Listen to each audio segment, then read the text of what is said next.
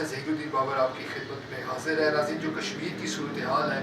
وہ کئی حوالوں سے توجہ طلب ہے، سبق آموز بھی ہے، اور جو اس کے اثرات ہیں وہ پاکستانی سیاست پر بھی پڑنے جا رہے ہیں۔ اس ضمن میں ہم نے آج اپنے پروگرام میں گفتگو کرنے کے لیے ذمت دی ہے بلال عباسی صاحب سیاسی اور سماجی رہنما ہیں، اور جو اس کا ایک پازیٹیو پہلو یہ ہے کہ خود ان کا تعلق بھی آزاد کشمیر سے ہے۔ بلال بھائی صاحب، پروگرام میں خوش آمدید کرتے ہیں۔ ایک تو مجھے یہ بتائیے گا کہ جو کشمیر کی تاریخ ہے، جو معلوم تاریخ ہے آزاد کشمیر کی اگر بات کریں تو جو ایسی سیاسی تحریک جو ابھی جس کا اختتام ہوا ہے، بظاہر جس کا اختتام ہوا ہے، وہ ہمیں نظر نہیں آئی۔ یہ کیا اچانک ہوا کہ محض آٹے کی قیمتوں کو لے کر اور بجلی کی قیمتوں کو لے کر پورے آزاد کشمیر میں اتنی بھرپور مہم چلی کہ عملاً جو حکومت ہے، آزاد کشمیر حکومت بھی، اور جو ہماری وفاقی حکومت ہے اس نے بھی گھٹنے ٹیک دیے؟ بسم اللہ الرحمن الرحیم۔ یہ تقریباً 2 سال قبل جو ہے بیسک ایک جو عدم اعتماد ہے لوگوں کا وہ تو بڑھتا ہے، وقت کے ساتھ ساتھ بڑھ رہا تھا،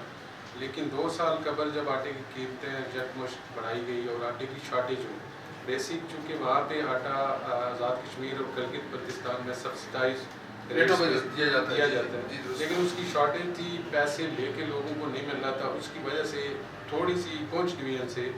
یہ مظاہروں کا آغاز ہوا۔ لوگوں نے چھوٹی جگہ سے اسٹارٹ ہوا، پھر انہوں نے اس کو راولا کوٹ تک پھیلایا، پھر وہ بڑھتے بڑھتے پورے آزاد کشمیر میں پھیل گئی۔ آٹے اور بجلی کے بلز وہ بھی یک دم جو ہے وہ بڑھائے گئے، بجلی کے ریٹس کو تو آپ کو پتہ ہے پاکستان میں بھی 12-14 روپے یونٹ سے ابھی 60-70 روپے یونٹ پہ ہے، اور اس پہ بھی وہ رکنے کا نام نہیں لے۔ اسی طرح سب سے جب وہاں پہ ریٹس بڑھے تو وہ اس کا بہت زیادہ ریئیکشن ہوا،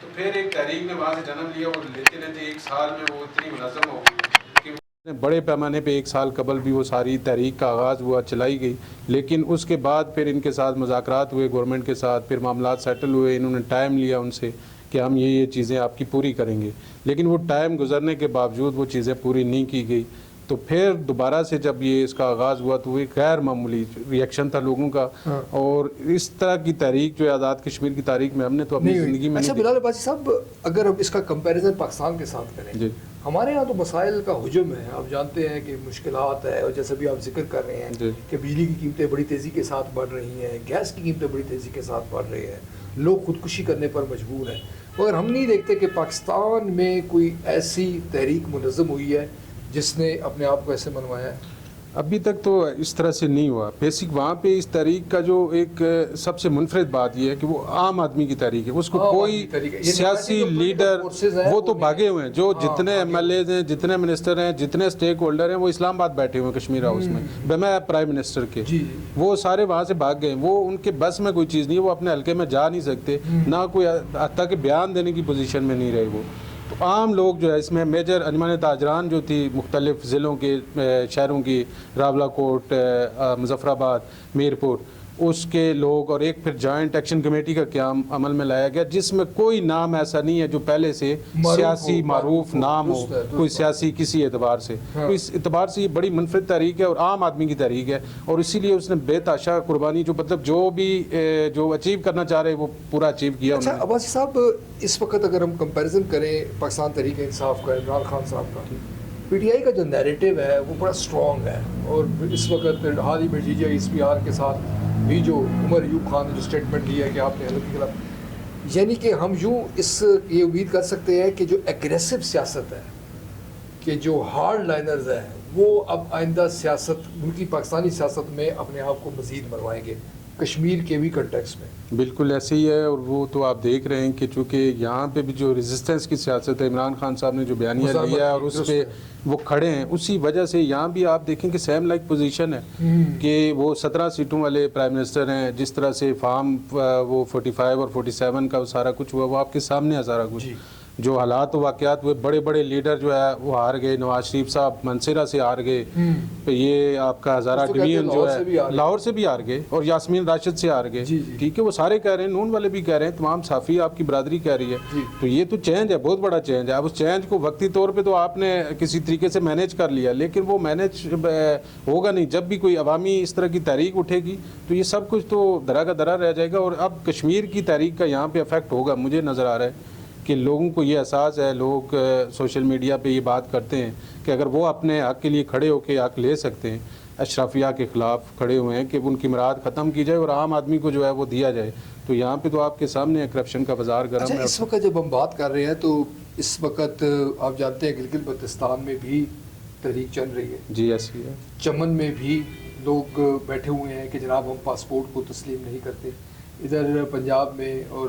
پاکستان میں تحریک انصاف جو ہے وہ پورے اپنا اسٹرانگ نیریٹو کے ساتھ کھڑی ہے، جی ایسی منظور جو پشین ہے وہ بھی کھڑے ہیں۔ تو یوں ہم یہ کہہ سکتے ہیں کہ جو آنے والے پاکستان کے جو سیاسی حالات ہیں اس میں ہمیں یہی جو نیریٹو ہے یہ آگے بڑھے گا اور گڑبڑ رہے گی، یعنی کہ سیاسی عدم استحکام اگر ہم اس کو آسان الفاظ میں کہیں تو یہ جاری رہے گی۔ جی بالکل ایسے ہی ہے کہ یہ اب اس کے تو اور زیادہ افیکٹ ہوں گے، مجھے تو یہ لگتا ہے ویسے گلگت بلتستان میں وہ تحریک زور پکڑے گی جس جگہ پہ بھی ہے، اور یہاں چمن میں بھی ہے، باقی جو بھی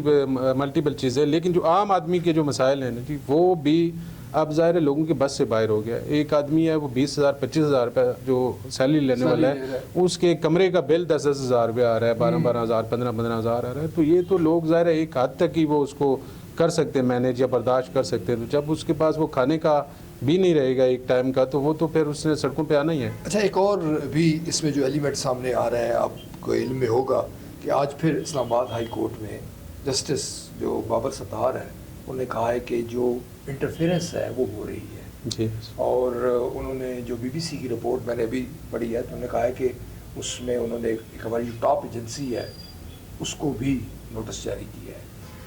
ایک طرف سیاسی عدم استحکام ہے، دوسری طرف عدلیہ کے اندر بھی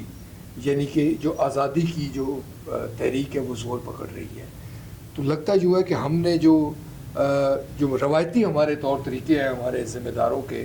وہ شاید اس وقت ہمیں لگتا ہے کہ ناکام ہوتے نظر آ رہے ہیں۔ بالکل اسی طرح ہے، اور یہ عدلیہ کے حوالے سے تو بہت ہی پازیٹیو ہے، اگر عدلیہ کھڑی ہو جائے اور وہ انصاف کرنا شروع ہو جائے تو عدلیہ کے انصاف کے بغیر تو کوئی معاشرہ ظاہر ہے آپ کو وہ اس کے اثرات تو پورے معاشرے پہ ہیں، وہ آپ کی ہر اس پہ ہیں، ملکی معیشت کے ساتھ بھی جڑے ہوئے ہیں، ہر چیز کے ساتھ جڑے ہوئے ہیں۔ حضرت علی کا فرمان ہے ریاست کفر پر تو قائم رہ سکتی ہے، نا انصافی پر قائم نہیں رہ سکتی، اور بالکل اسی طرح اور عدلیہ کا یہ تو بہت پازیٹیو جو چیزیں بھی ہیں پازیٹیو سائن کی طرف ہیں۔ اگر عدلیہ اور ریاست کا اور ایجنسیوں کا اس طرح کی مداخلت بھی جو ہے وہ جاری تھی، کب سے جاری تھی، لیکن اب تو سامنے ہے، سب کے سامنے ہے۔ تو بلال بھائی صاحب عمران خان صاحب کی رہائی کے حوالے سے آپ کو کتنی امید ہے؟ کچھ لوگ یہ کہہ رہے ہیں کہ اب یہ ہفتوں کی بات ہے،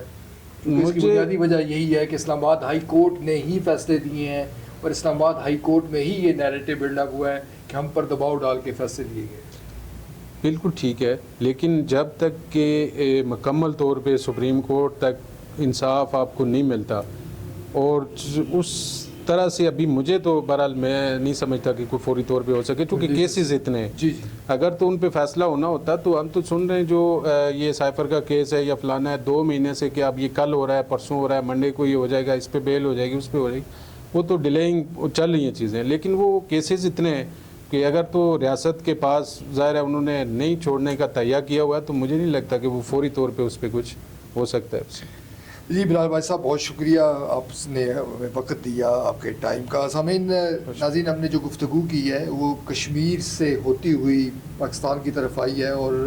جو پاکستان کے جو مسائل ہے، کیونکہ اگر ہم یہ کہیں کہ آزاد کشمیر اور پاکستان کے مسائل کو ہم ایک دوسرے کے ساتھ لنک کر سکتے ہیں، جس طرح وہاں پر لوگ بے چین و مضطرب ہیں بالکل اسی طرح یہاں پر بھی ہے، اور جو سب سے بڑا مسئلہ ہے وہ ہمارے جو نظام انصاف کا بہتر نہ ہونا ہے، فوری طور پر اپنا اثر نہ کرنا ہے۔ اگر ہمارا نظام انصاف بہتر ہوگا تو آپ یہ دیکھیں گے تو ہمارے جو موجودہ مسائل ہیں ان کو حل کرنے میں زیادہ دیر نہیں ہوگی۔ اسی کے ساتھ اپنے میزبان ظہیر الدین بابر کو 22 نیوز اسلام آباد سے اجازت دیجیے، اپنا بہت خیال رکھیے گا، اللہ نگہبان۔ ہمارے یوٹیوب چینل 22 نیوز اسلام آباد کو سبسکرائب کیجئے اور فالو کیجئے تاکہ ہماری ہر آنے والی نئی ویڈیو آپ تک فوری پہنچ سکے۔ شکریہ۔